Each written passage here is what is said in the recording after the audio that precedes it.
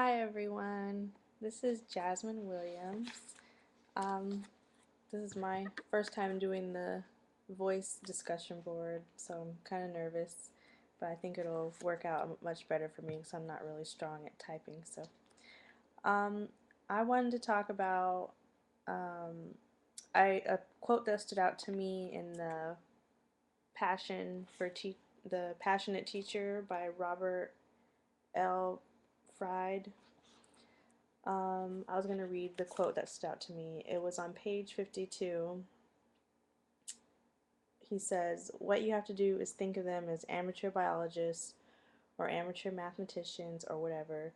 Throw a real problem at them and help them work through it." And I really like that because even though I'm working towards becoming a kindergarten teacher, I think you can still tie that into that because I think about kindergartners, amateur everything, especially when it comes to things like their social cues.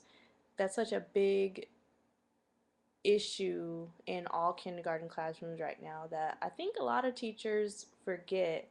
They kind of expect their students to have certain social etiquettes that just are way over some of the kids' heads.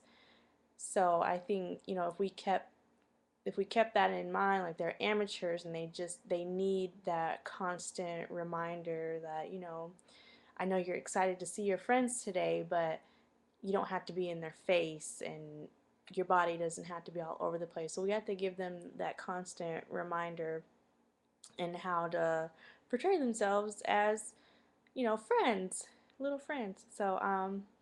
Anyways, and then going on to the Seifert and Seifert text, chapter 4, talks a lot about the student diversity, and there's a lot of things that we have to keep in mind when it comes to diversity. As we know, it's not just based on race and color and all that. There's gender. It talks about there's language differences. There's students who will know more than one language or just one, and there's a lot of cultural differences, and I think it talks about also the cognitive and academic differences that you have to keep in mind. But what stood out to me about chapter 4 and the student diversity was when it was talking about um, the the stereotypes as far as social cues, again with gender stereotyping with kids, and how some teachers tend to yell across the room at boys and give boys more praise if they do have a correct answer, and they overlook girls in certain areas. So again, if we can remember that we need to create a learning environment where everybody can be included and grow and be the best that they can be, that's overall going to be the best practice in my opinion. And I have notes. What did I put?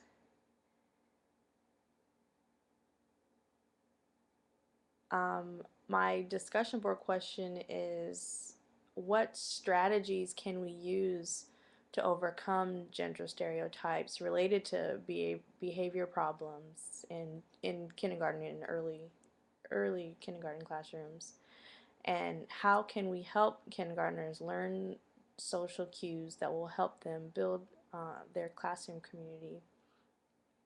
So I hope that was a good discussion board post. I'm excited to hear what you have to say.